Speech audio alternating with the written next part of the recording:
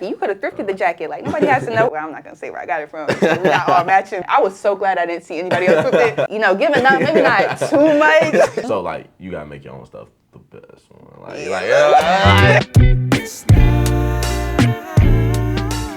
What's up, y'all? It's MJ Brown, Mr. Defy Collective, back at it with Limitless Creatives. And we have a very special guest here today. Y'all know the saying, look good, feel good, play good, get paid good. Well, our guest right here, she's an amazing fashion designer that makes everybody look good, as evidenced by your boy in the exclusive merch. Ooh, look good. Nah, but whether it's Aggies all around the world or alumni that are looking for an amazing piece for their photo shoot, statement pieces evidenced by this double layer hoodie. Like, when do you see this? When do you see this? Hoods. Listen, so you know what time it is. When everybody needs something to really put it on, they go get stitched with Nadia. Yeah. Please, everybody, welcome Nadia. Thank you. So Nadia, thank you so much for being here and just coming on the show and talking about everything that you're doing is really impressive and incredible. And just allowing us to be in your home, because we had to leave campus, y'all. We had to leave campus. I ain't gonna lie, I was a little tired. I'm homesick, so it's amazing that we're in the workspace of a true visionary. Please, the first question that I always ask my guests, the most important question: how you doing today? You know, I'm doing good. That's good. I'm excited to be interviewed to talk about what I'm doing. So yeah, overall I'm doing good, and y'all are great. So yeah, I'm excited. Yes, man. So without further ado, we're gonna get into it. All right. So when did Stitch with Nadia really start? Okay, I would say going like all the way back to like when I was a kid. Let's go. So my nana and great grandmother, they sewed. So I would have like baby doll clothes, and I would make them out of socks. So I'd be like cutting up the socks and then like, making them an outfit. And then on my 10th birthday, I asked my parents, like, can you get me a sewing machine? So they got me that for my birthday. And then ever since then, I've been sewing, but junior year of high school, the tapestry pants were going around. And I was like, I want to try it. So I tried it, and then I was talking to some of my friends on FaceTime, and they were like, you could make a business out of this, and da-da-da. And then, so junior year of high school is when it was born.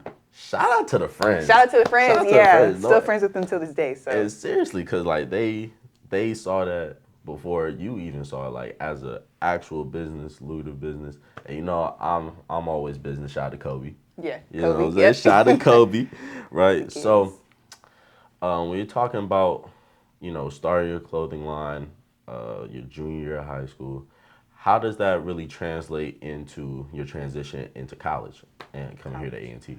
Right. So I'm actually really glad I started when I did, because it was almost like a testing period. Okay. Because I don't think I really got serious until I got to college, because also like the demand was higher. Like fashion is very like, it's on the school heavy. So it's like I came to the right place to do it. That's dope. So yeah, I think coming to A&T really like started to fine tune it, because also it's like I wanted to keep up with like those around me. So because the freshman class, we were going crazy. So it's, yeah. Okay, that's dope. So you started it, and then like you were saying, kind of little testing the waters, came to A&T, and then boom, it was the perfect breeding ground for just popping it off. Right? Yeah. So when you were going around and you were telling people about it, how would you describe Stitch with Nadia? That's a good question, because I don't know if I really had a. How did I describe it? I just said I make handmade custom pieces. Okay. I actually really didn't fine tune it between like statement staples until really this collection. Okay. I was talking to one of my friends, Adam, and then he was like, I'm gonna tell you what your brand is in 2 words. And he was like, statement staples. I was like, wow, like, yeah. I was like, you really cook. So it is like the name for my collection, but it is like the name of the brand. Like that's what I do. So yeah. So describing it to people, I was just like, I just make customs, handmade customs, and yeah. That's amazing. So custom pieces, statement staples. Statement staples. I think that perfectly describes this, like that I got on. Like just walk me through this real quick. Yes. Okay, well, it is a double hood utility hoodie. So with the double hood, you have a green and a brown, and both can be like detached, so you can like rock the green or like put the brown back on. And then it's like a boxy fit, so I do like this fit more. I was playing around with like new patterns and stuff. And then just elastic waistbands, so it's like a little clothes and then clothes down here as well. So yeah. That's dope. Like, and I was kind of alluding to this in the intro, right? Like, you don't see this everywhere, right? Yeah. So like, what made you want to do this specific style to make these pieces stand out?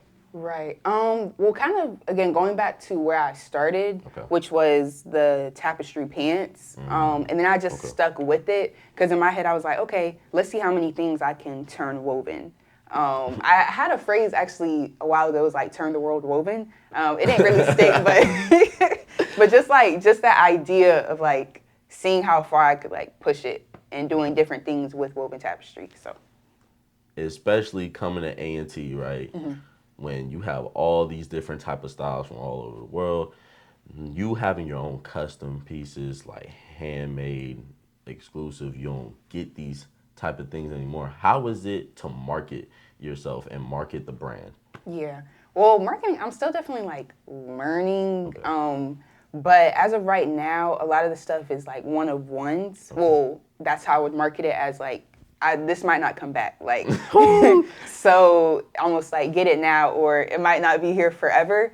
So I think that's what makes it cool. And a lot of my pieces, again, going back, it's like, that's the only one of it.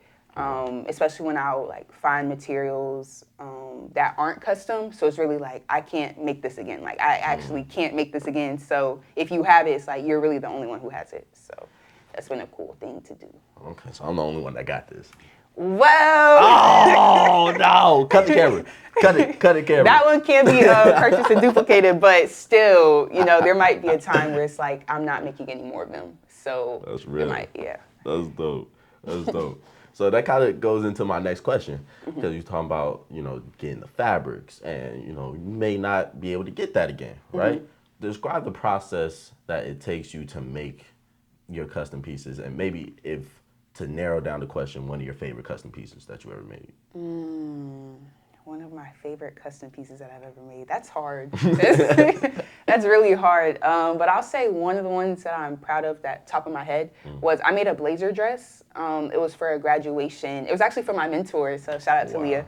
But yeah, it was 2 years ago, and yeah, I had made it was a blazer dress out of woven tapestry. And it was my first time making it. I believe it was the first time it's ever been done, so I'm going to stand on that. We're going to stand on it. Until proven otherwise. But yeah, but the process is really just like for that one example, finding the colorway. So I knew with this collection, I wanted it to kind of be toned down just a little bit, but like nature-ish or like earth tone colors. So it could be, like you could throw this on any day and not have to, you just throw it on. So I found a print actually on Pinterest. So this is actually a flower print. That's kind of, I don't know if you can kind of tell, but some of the lines are basically like the leaves and stuff. So once it's kind of like blown up on the fabric, then it's like you can't really tell, but like I know where it came from. And then I just played around with colors. Like I was on Canva, just like, okay, let me turn this down, turn this up, and just playing around with stuff. And then boom. So a lot of being a fashion designer is really like trial and error. Would you say that? Yes. Okay. So, everybody kind of has this, idea of, all right, New York Fashion Week and going out and tailoring people, get the tape measure and everything. So, of course, those are the difficulties, right, of being a fashion designer, especially when you're making custom pieces. But talk to me about some of the challenges that people may not think of when it comes to having your own brand.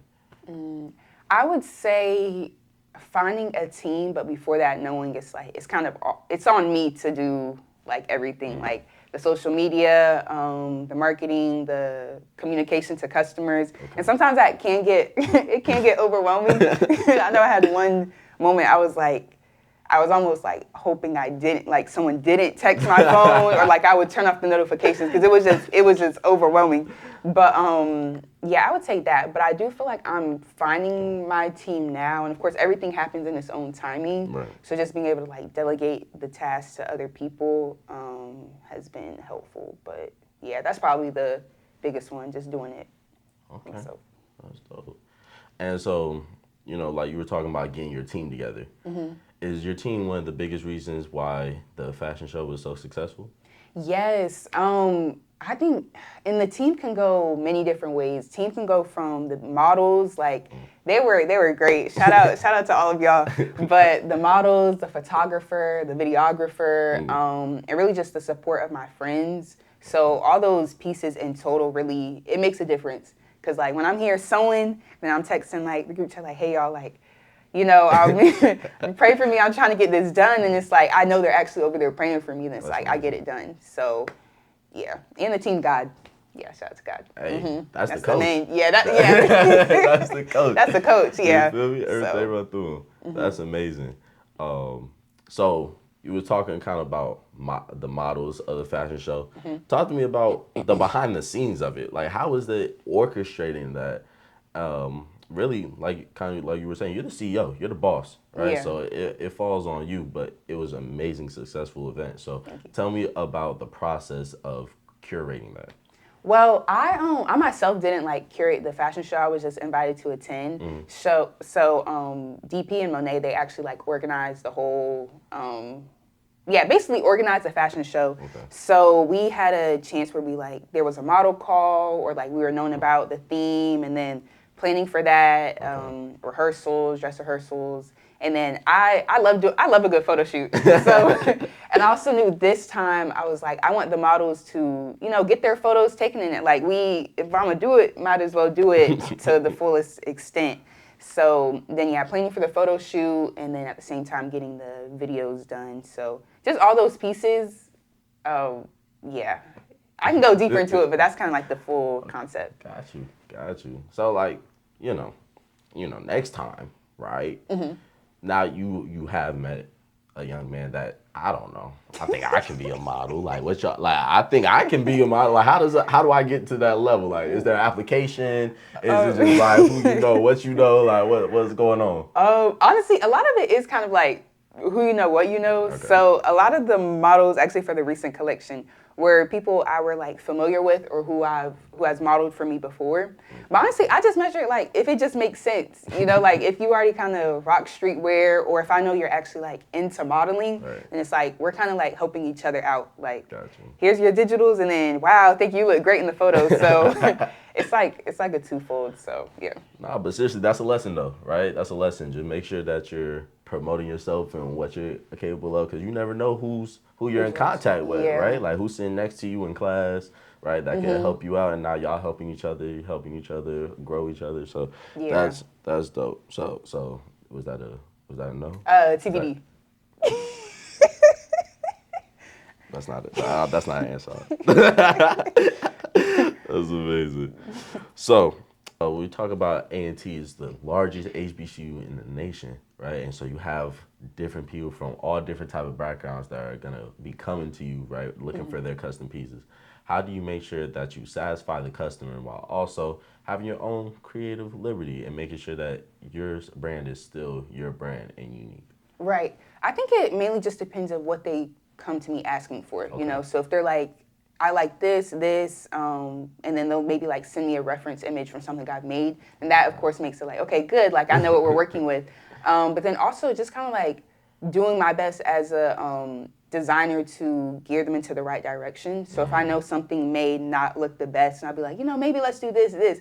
And luckily, a lot of times they trust me. So I think the credibility is there. Like, yes. Listen, I know what I'm talking about. Yeah. I know what I'm talking about. Yeah. But then also it's kind of like at the end of the day, if that's just what they want, then we're gonna make it happen. So, because I want, like, you are investing into it, so I don't ever want to be like, oh, you told me this and I don't like it. Like, no, we're gonna do the best with what you provided and like my little insights. So, all right. So does I kind of have this question because I'm in sales, so naturally I have to be a good communicator with people. So when I see people that have bad communication, I can't stay and I have to dial it back. I'm like, yo, this is my job, right? So I'm good at it. When it comes to fashion, is it the same way with you? Do you ever look at people like not in a mean way, just like they look better in this? Like, come on. So do you ever have that feeling? As in terms of like what they're ordering, or just like how they communicate? Like regular people. You out on the street. You out on the street. You just up in A&T, and you and you see people like, I kind of see the vision, but no. But okay, I would say at the end of the day, I'm like, okay, like shout out to you for putting it on. You know what I mean? So, obviously, there's some things that's like, like maybe I would have maybe done like a different color, but honestly, I don't even be paying attention that much to that aspect. But I do love it when I see a good fit. I'm like, wow, like that's a good fit. So, yeah. That's dope. Speaking of good fits, so I'm gonna ask you for advice. Okay, ask you for advice. Right? You know, I'm a freshman. Okay, so parties, G-Hud already passed, but we still got some functions coming up, right? Fest, springtime. Okay, cool. Like nice little kickbacks. What's like a good, solid baseline fit that dude can just rock, look clean, could shoot at a lady if he want to, and it's not like, yo, dude, get out my face. Right. Okay. I would say a safe go-to would be like jorts of some capacity. Like they don't have to be long, but just like, some calm shorts, maybe like here, little, shirt. Okay. You know what I mean? A good jacket, overlay, layers go a long way. Okay. And then, just some shoes. Like, it doesn't have to be anything crazy. And you don't have to spend, like, a lot of money on your fit. It just has to make sense. It just has to make sense. And, like, so I want you to talk about that real quick because I feel like a lot of people, you're in this cycle of social media and what everybody got on, denim tears or, the chrome hearts or whatever the case may be, whatever the trend is. Yeah. And people are like, oh, I got to buy this. I got to, But like you just said, fits just have to make sense, right? Have to look clean. So talk about that, like affordable dressing and how you could just look yourself, right? Like, and what you can afford. I think it starts with kind of like finding your style, but also maybe have like one piece where it's like your standout piece, and not your standout piece where it's like it's mad expensive, but just like, wow, those shoes are tough, or I really like that jacket. You could have thrifted the jacket. Like nobody has to know, or they can know. And then just building off of that. So I'm trying to think about my recent outfits, but yeah, and how you shape it. So. Like my homecoming fit, the jacket was like really big, but I just like cinched it in the back, so it had like had some shape to it. And then the shorts were actually pants, so I just like folded them to make them like shorts. So yeah, I'm not gonna say where I got it from. We're not all matching, but I didn't spend like a crazy amount of money for it. Dang, for real? How you gatekeep it? Okay, yeah, that's a good point. Well, the jacket was from Amazon. So I just looked up navy leather jackets, and I found it. I was so glad I didn't see anybody else with it. I was like, I'm sure I'm going to see somebody, but I didn't. And then, the pants were from Fashion Nova. I was like, should I give them a shout out? But, yeah, that's where it's from. So. That's good. No paid promo. We don't have no links. No paid promo. So, but if y'all do want to, you know what I'm saying? Yeah. Gotta get the people a call. And if you need a fashion designer. Yeah, if you need a fashion designer. I'm just saying, but we need that bread. Pay the price, yeah. You know what I'm saying? That's dope. So, I was joking, but I'm glad that you actually didn't, you're not the type to gatekeep. You just don't seem like the type to gatekeep. Yeah. But there does come to a point, though. It's like, when you really got like your one, and people like, hey, where you get that from? You hit them with like, appreciate you. It depends. Keep it moving. It depends what it is. It depends. So like, if they compliment the fit, I'm gonna show them my phone. Oh, thank you. Like I make them, and then I give them a QR code. Right. But I guess when it comes into like in-house designer stuff, I'm lucky enough to have like friends who like my circle of designers. So we put each other on all the time. Like it's not even a gatekeep.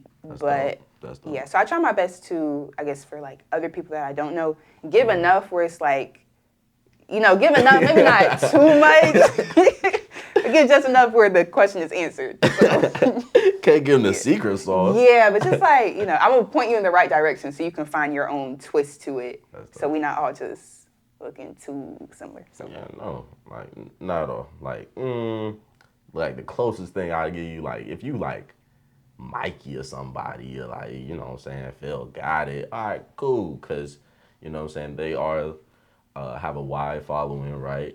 And that's just a good look. Mm-hmm. So talk to me about, like, what's the process like in making clothes for some of those influencers on campus to really get your brand out? Yes, so that's a great question. So I actually worked with Mikey, I think it was my sophomore year, yeah. And that was when I was still just still learning to get like my foot in the door with like A&T and stuff like that. And so I just reached out, honestly. Yeah, shout out to one of my other friends. She was like, just reach out, see if he wants to model it or wear some of the stuff for homecoming. And then, yeah, a lot of those things, like, they still pay, which is nice. Well, so it's more just like discounted, and then they're helping me, and like they're obviously like wearing something great.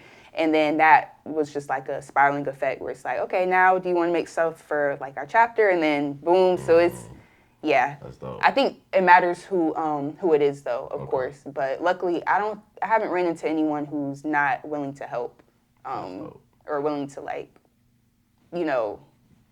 help each other. That's dope. That's dope. Yeah. And that's just and like you're saying, like it can sprout into just new opportunities for you on the business.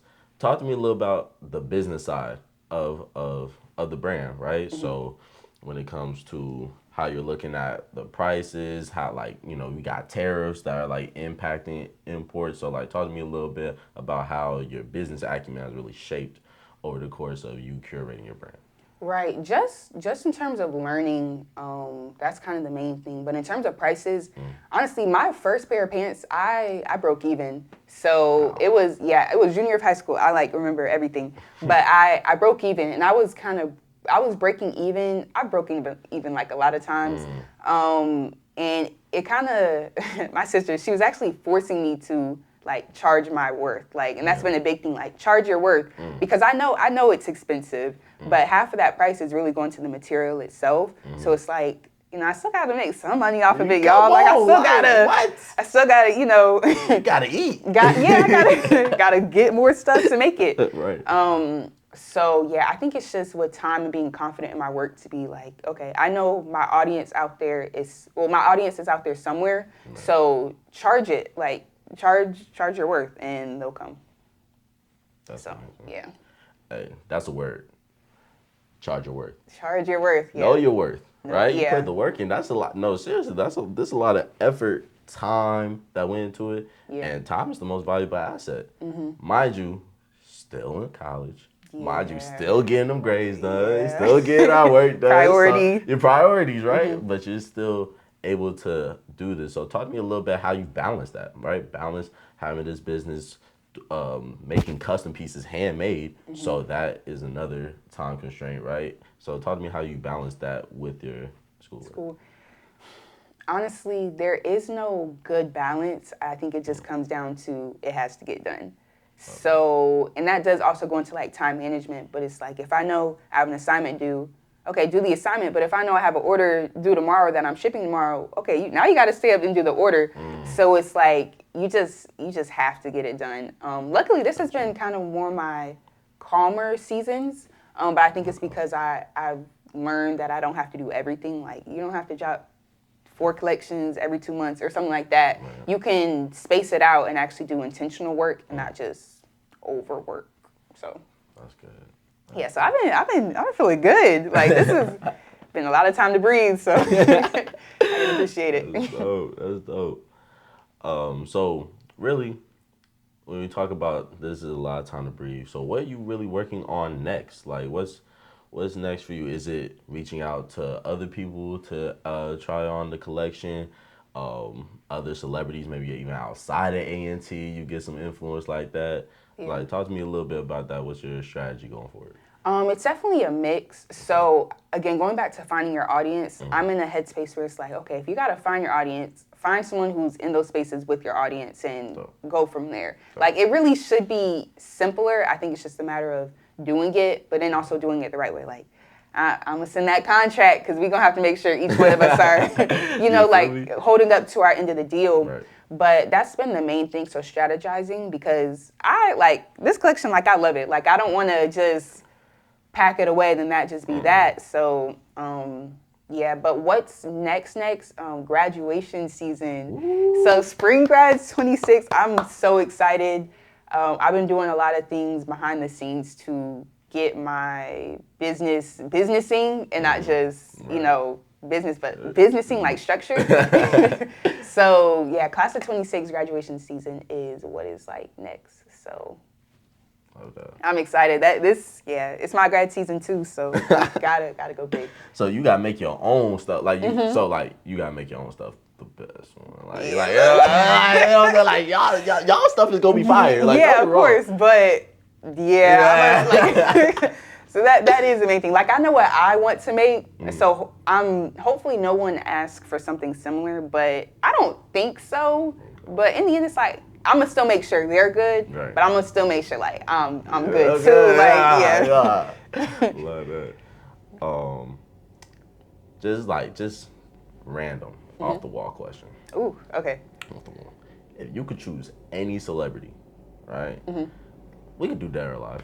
Any celebrity, your favorite. Who would you choose to wear one of your custom pieces if you only had one? Okay. And I don't have like favorite celebrities. Okay. So, but one off the top, Lil Yachty. Yeah. That's okay. Yeah. I feel like I could see it. I can see it. Yeah. I can see it. That would be dope. tough. That's like the first one. I'm not mad at Lil Yachty.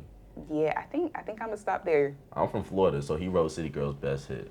So I'm not mad at Lil Yachty at all. Yeah, I feel like he would like really throw it on. So yeah. Oh, and Tiana Taylor. How can I forget Tiana Taylor? Yeah. Yeah. Them two. Yeah. No. Shout out to Tiana Taylor. Shout out to Tiana Taylor. You know what I'm saying? I just want to say thank you again for being here, and again, like this is dope. This is dope. Do I have to get this back?